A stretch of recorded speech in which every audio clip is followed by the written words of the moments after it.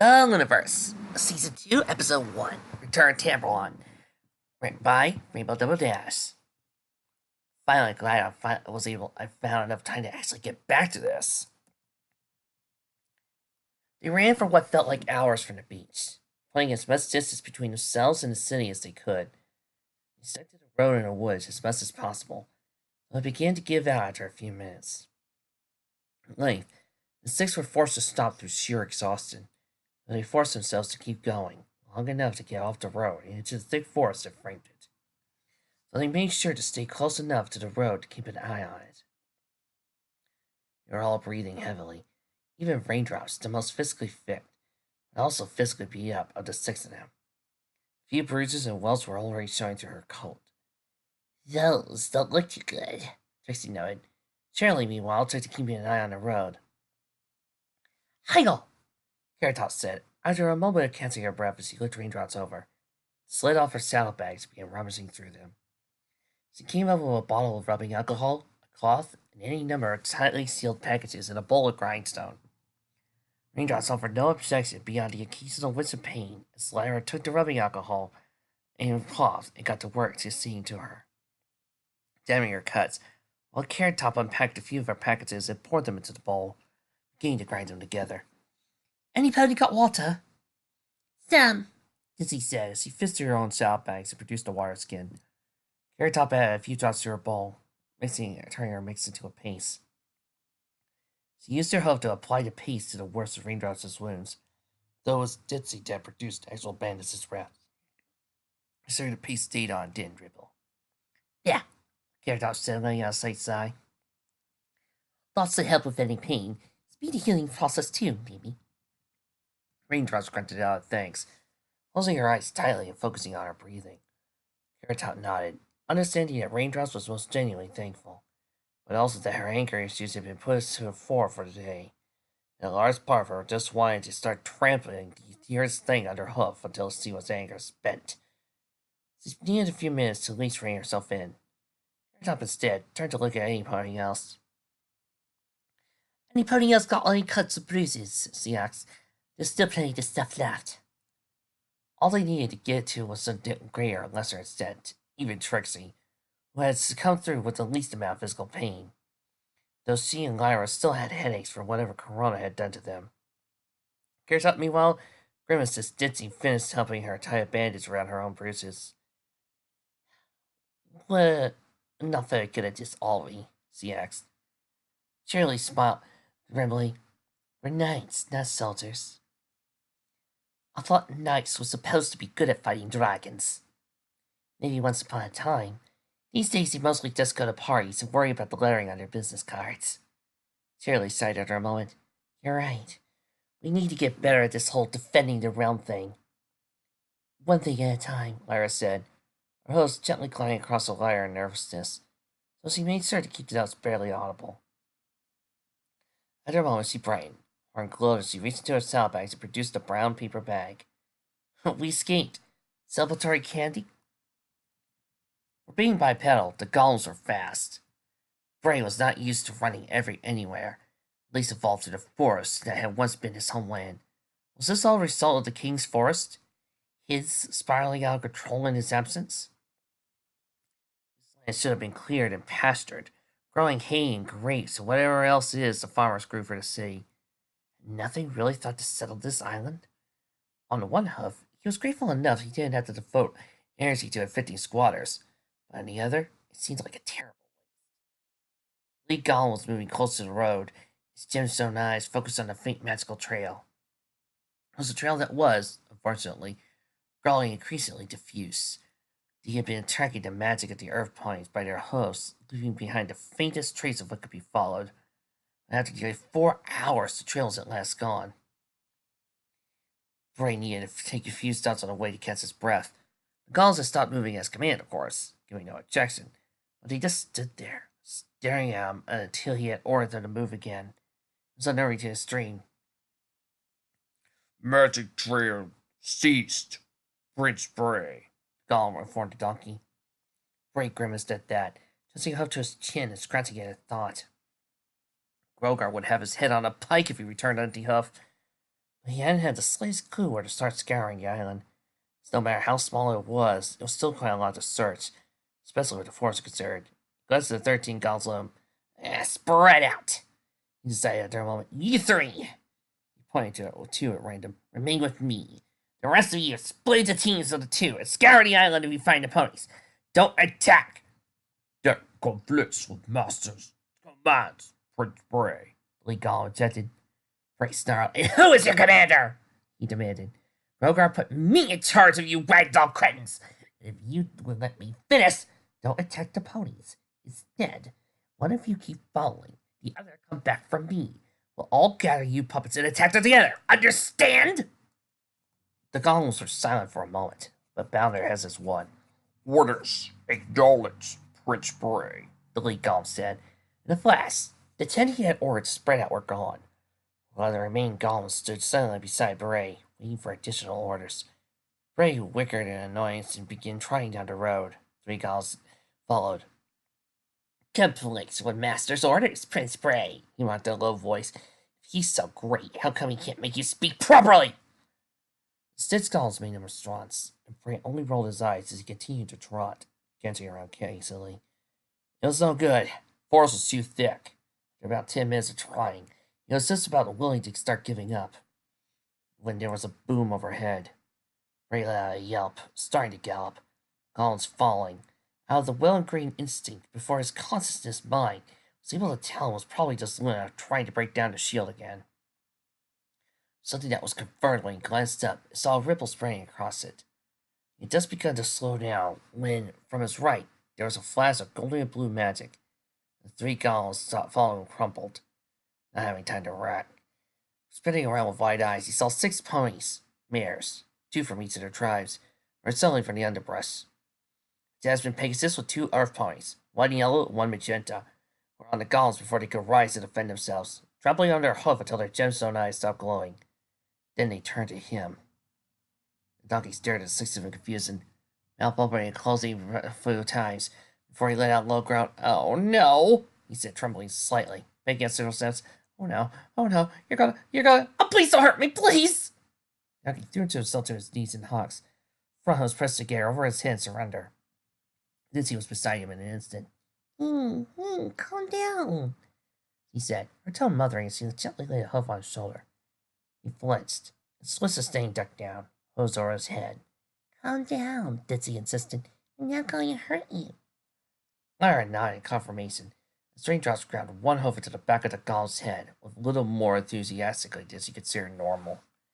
Mint Unicorn chose to ignore it as he focused on the donkey in front of her. We saw those golems chasing you, she said. Come on, we should get off the road before any more show up. The donkey looked down. Oh, thank you, he exclaimed, eagerly following the 6 that makes their camp. I thought they found me. It was terrible. Their camp wasn't too much to look at. A tiny sward, no more than 10 feet across, and somehow managed to not have any trees growing in it. Their shadow bags were arranged in a rough circle at the end of the furthest road, half unpacked as he began to take stock of their supplies. There wasn't much. A few light snacks and water skins, and some minor first aid supplies. Lyra's own Lyre. They hadn't expected to need anything at all, however, so Lyra counted themselves as lucky to have as much as they did.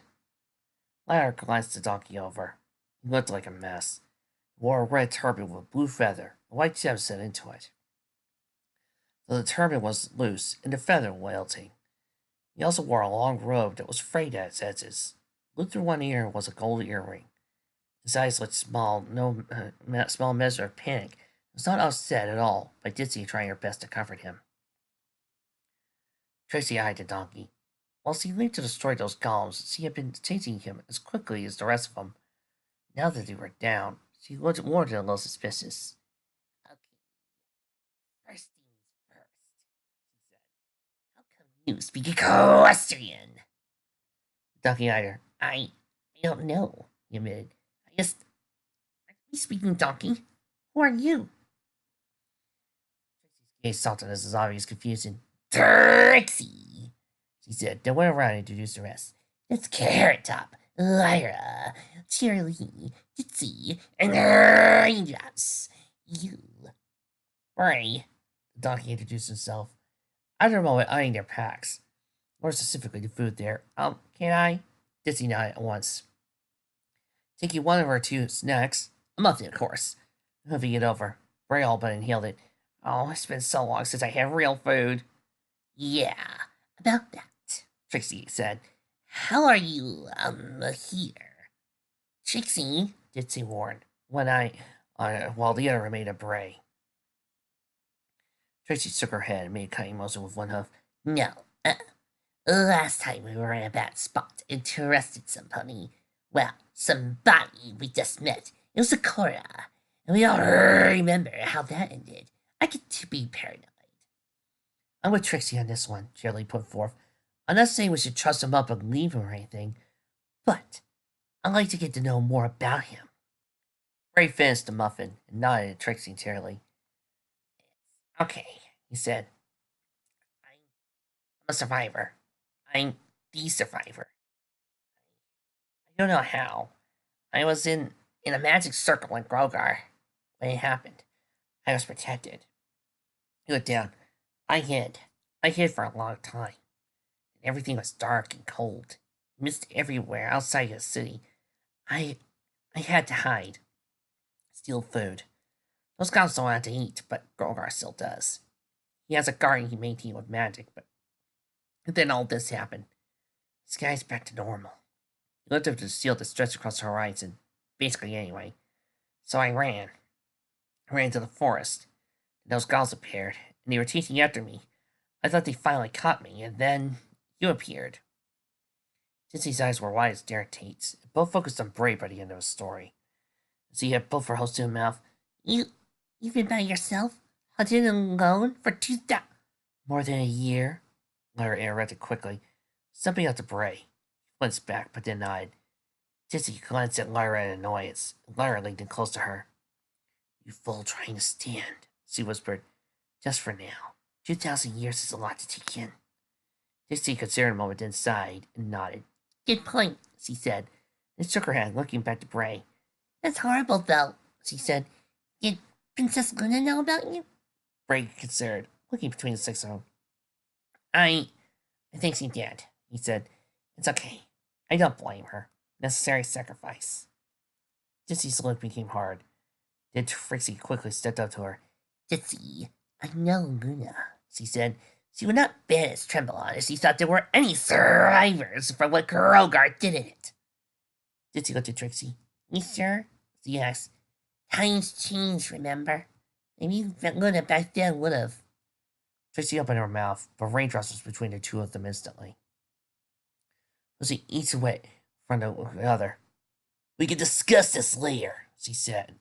Right now, we need to focus on staying alive. On that note, Carrot said, looking Bray over. Why you hurt? You don't look too bad for somebody who spent the last year hiding. Bray took his head. I'm fine. I have a little magic of my own. He reached up and placed 2 holes on either side of the gem set into his turban. It flashed slightly, though nothing happened. After a moment of trying but getting no results, he smiled sheepishly. A little, he repeated. Well, that's okay, Lyra said. We only have to last a day, maybe less. Then Luna will bring down the shield and we can escape. We should move now, though, Charlie said, as he began picking up what little she had taken from her saddlebags. At least we shouldn't camp out so near to where we destroyed the golems. Bray's eyes widened, and his ears dipped low. Move, he demanded. No, wait, this is a perfect hiding spot, isn't it? Not anymore, Charlie said. Don't worry, as long as you're with us, you should be fine. But we just got here, and... Look, we have to move now before... The world went white for a moment. Lyra's eyes widened as it did, though before she could say anything, and it reappeared. Though it was different. The forest was gone, replaced by hilly, tall grass pastures that seemed to fill most of the island, right out to its beaches and cliffs. The road was no longer dirt with the occasional stone poking out, but rather genuine cobbled stone. In the distance, Lyra could see a walled city glancing around her. She saw her 5 friends, plus Bray, who was looking around wide-eyed confusion. Not one of these again, Shirley noted. Stars was above. The princess was right about them being inconvenient. Not much we can do, Ditsy began. As she screamed in horror, wings beating as she taking her in the air. Every point instinctively dashed away into the direction Ditsy was staring, at least until someone stopped herself, closed out her mouth as she stared. Lyra glanced at Chance. and saw, lying in the grass, something brown-furred with long ears, slightly buck teeth, and open, staring eyes. It was a donkey, a jack. He didn't look much older than Lyra, and he wasn't moving. Another a moment, Dizzy was beside the fallen jack. Gary topped the next, and remained 4 points after a moment after that. But no point could do anything. Every time he turned to touch the jack to move him, their host passed through him. It's a memory, Langdon said, seeing as the rest of them stared. He's dead. He's been dead for 2,000 years. There's nothing we can do. Dizzy had tears in her eyes as he landed next to Trixie. Trixie didn't waste any time wrapping her arms around the distraught Pegasus, who herself didn't waste any time burying her face in Trixie's neck and sobbing. With monumental effort, the rest of them turned away from the donkey jack, closing her eyes determined to just ignore everything until the memory passed. Lyra glanced at Bray, whose eyes were wide. Dead. All of them. Bray exclaimed in anger. After a moment, however, Lyra realized that Bray's mouth hadn't moved. His voice had come from the opposite direction. Lyra turned. Her eyes grew. Girls? She intoned at what she saw. Trying up the road was Bray, though he looked different. His turban, rose, all of them much more well kept. Wore a look of anger on his face as he glanced around. Following behind him was a massive ram with red glowing eyes and sharpened teeth. Grogar, or a memory of him anyway, was looking past the donkey he followed, out to sea, and completely ignored the ponies, and, for that matter, the dead Jack. Bray, the memory of Bray, rather, trotted up to the fallen Jack, using a hoof to push him around a few times, before laying out a grunt of disgust. Dead too, he noted. Turned to Grogar. What is the meaning of this, Grogar? Explain yourself! Grogar didn't speak or move or squint slightly. Bray took his sense of that as he stopped his four hosts. You killed them all! The entire kingdom! He shouted. That wasn't what's supposed to happen.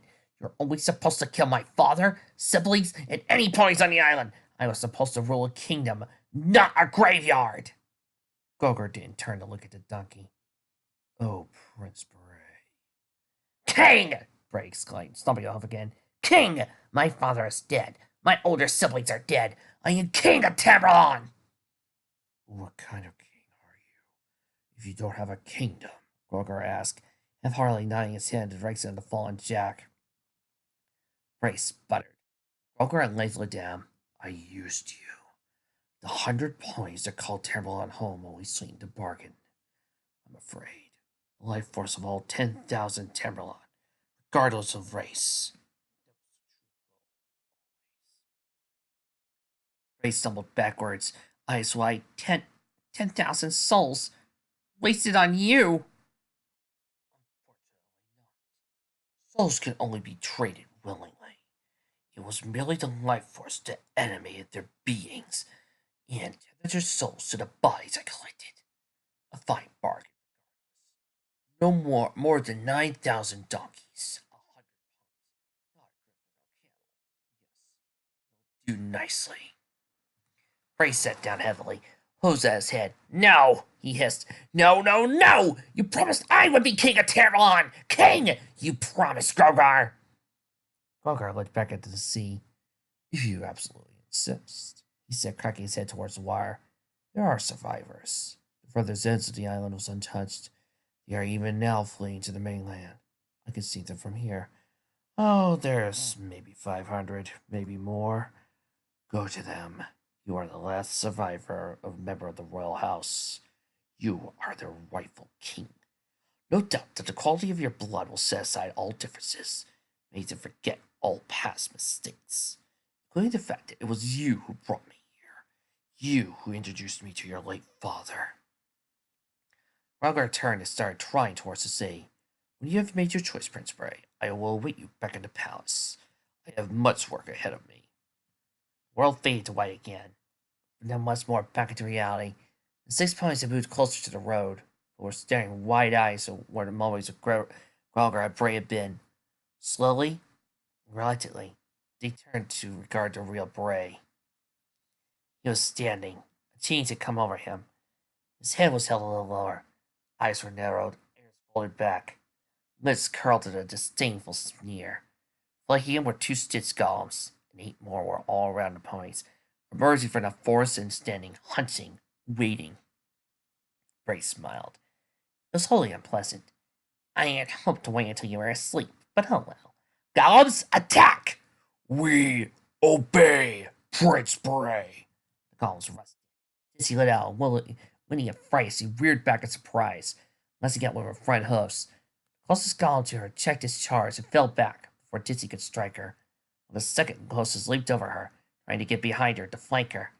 She bit her wings, still stiff but largely recovered, as he tried to fly up and out of the way. Raindrops and Cheerily were both much better at fighting than she was. Unfortunately, the golems could leap exceptionally well. One of them jumped from under her, coming up with teeth nasty like some kind of shark. Dizzy stuck out a hind hoof as best as she could. She hit the golem in the chin, sending it sprawling. It was up in a moment, however, already seeking a new target. Tracy had immediately created illusionary copies of herself, was scared, some running away, some pretending to cast spells. Dizzy had no idea which one was the real Trixie, or even if the real Trixie hadn't simply turned herself invisible. The illusions fooled the golems for several moments, each one had his head torn off by raindrops. But then as the golems began to quickly ignore any copy of Trixie, except if it was making a direct attack, apparently resolving to deal with the ponies they knew that were real first. Raindrops and Cheerily were fighting as best as he could, but the golems had seemed to take in their measure. They were careful to avoid raindrops, only trying to attack her from behind. One of them often serving as bait to draw in her, while one or two could circle around. Cheerily soon found herself tied down completely, defending Raindrops' back, as the Jasmine Pegasus invariably took the golems as bait. For their part, the golems could bend and twist in ways no pony living creature could match. They used it with surprising agility to avoid every attempted blow from the schoolteacher. Carrot Top was with Lyra, meanwhile. The mint unicorn had picked up a fallen tree branch with her magic, was swinging it around, warning golems away and trying to make her way to her lyre. Carrot Top was lashing out at any that got too close. Then the three rushed from the three sides. Carrot Top only noticed one of them while Lyra dealt with just one more. The third, meanwhile, raised his claws to bring it down on the mint unicorn's back. Lyra didn't notice until it was too late. Ditsy did, however. She had flown over, landed on the golem's back with all the force she could muster, sending it sprawling. Carrot Top whinnied in fright when she noticed it, and quickly dived forward, landing on the golem's head, stomping it down until it stopped trying to get up. Ditsy, meanwhile, biked out the word off another. She looked at Lyra. Lyra! She shouted. Lyra's spell songs were the instant he needed to win this. Lyra acknowledged Ditsy by dashing towards her saddlebags. A golem rushed after her. Before he could strike her, it suddenly stumbled over, fell to the ground, then went flying away so wrapped in an invisible telekinetic aura. Trixie, no doubt. Invisible, but means not helping. Lyra's hose closed on her lyre, as she stood on two legs swiftly. It was a difficult pose for most ponies to maintain, but the ones he spent years practicing. Ditsy had little time to appreciate it as another golem leapt at her. She and Carrot Top both bucked at it and stumbled. They recovered far faster than he anticipated, however, and let down low, looking to slice out their legs. That was when there was a loud thrum, and the golem got knocked back by hit by a charging rhino. Ditsy glanced and saw Lyra's horn glowing bright, holding her lyre aloft telekinetically as her host danced across it. In the heat of battle, with her friends in danger, she wasn't playing any true spell songs. Simply 2 or 3 note melodies that seemed to augment her normal telekinesis, focusing into a solid blast of sound that sent golems flying. Ditsy let out a whoop of joy, and then another when Lyra turned herself towards Bray, who set out the battle, watching it with a grim smile, and lasted out with magic. Bray, however, was not intimidated. He grit his teeth and the gem set into his turban and glowed. The blast of Lyra's magic suddenly bounced harmlessly off a white magical shield. Lyra's eyes widened when she struck out with more magic, but Bray's own magic stopped each of her blows. He raised a hoof and flicked it at her. Tendrils of white energy struck at Lyra, knocking her back and her lyre from her grasp, before pulling her forward towards Bray. He stopped her flight with an outstretched hoof, holding her in air. "You boneheaded fool!" he exclaimed, throwing her to the ground, and his hooves and kicking at her once. Lyra cried out in pain, but had time to do more than that when Bray kicked at her a second time in the back of her head, knocking her unconscious. Bray glanced up and smiled, leaving another hoof and casting magic across the small battlefield. Trixie suddenly blinked into existence, eyes wide but having no time to react to a backhanded blow from one golem that sent her spiraling. Raindrops, meanwhile, was panting heavily, covered in small cuts. She was still fighting, but beginning to falter. Charlie was inherently exhausted, but didn't quite move fast enough to avoid a blow that sent her tumbling to raindrops, knocking both over. Gollum's attacking Carrot Top and Dizzy were going bolder as well. One scoring a blow across Jesse's side that only barely managed to avoid seriously hard from, and still left her a long line of red. Ray laughed as he looked down at the unconscious Lyra, placing a hoof at her side. Well, I have my captive. He nodded. Kill the remainder. He glanced up at the 5 remaining ponies as they struggled, but gradually began to lose. I was an heir to the throne of Tamerlane, you short-eared nags! My magic is utterly beyond your... There was fire. Dizzy cried out as she dropped to her stomach. Rose over her head and just began to press her mane down. As a line of fire cut through the golem in front of her. Golem burst into flames instantly. He turned to the direction the fire came from. He listened to the flames, while his body collapsed after taking a single step towards whatever attacked it. His body provided more than ample fuel. Ray's eyes widened as 2 more golems were struck by gouts of flame, before the golems fully registered the threat and retreated backwards. Towards Bray, Dizzy looked at herself and saw a white-coated alicorn, eyes fairly glowing with power, and white as flames danced through her pink mane and tail at her hose. But it is not beyond mine, Corona declared. Bray sputtered a few moments before glancing back to the 6 columns that remained. Attack! He ordered. Attack now! The golem surged forward. Corona's eyes narrowed at sight. Her horn glowed bright as gold as the flames of her body flared up, fully consuming her. The first golem to reach her simply exploded, while the next was dispatched with a flick of Corona's horn that completely bisected it. The remaining golems passed to assess the situation was proved to be their undoing. 4 quick blasts consumed them. Corona then turned to Beret. You live! She hissed, ignoring the ponies as he stepped forward. You dare to still draw breath! Beret's mouth worked. No sound came other than a yelp when Corona lowered her head and charged. Dizzy felt the heat of her passing acutely. It was asserted that her fur was singed. Raindrops had to dive out of the way to avoid her. Bray, meanwhile, dived forward, landing atop of Lyra as the gentleman in his turban glowed. In a flash, he disappeared, as did Lyra, though the element of loyalty remained behind. Corona passed through where Bray had been, with far less grace than Dizzy expected. Indeed, the tyrant's son stumbled when she slowed, dropping to her knees as the flames around her body suddenly died, leaving behind only smoke. She was breathing heavily, and her wings sagged. Dizzy was aware of her friends gathering near her. She and Raindrops raised both wings, ready to fly in a moment. The elements, Shirley began, but judged on her words when she saw the element of loyalty lying by itself, where Bray had been when he teleported Lyra. Corona was standing. Trixie let out a cry of fright at that, charging forward, horn glowing. Dizzy followed as did the rest. If they were going to go down, they were going to do it fighting. The alicorn, however, once he saw their charge, didn't take up a defensive posture. Instead, she held up a hoof. Hold! She demanded. I would bargain with you. The words alone were enough to make the 5 start and hold their charge. What? Dizzy demanded. The tyrant's eyes were narrow as he turned to face the 5 of them fully. Though I feel sick that I've been driven to this, I propose...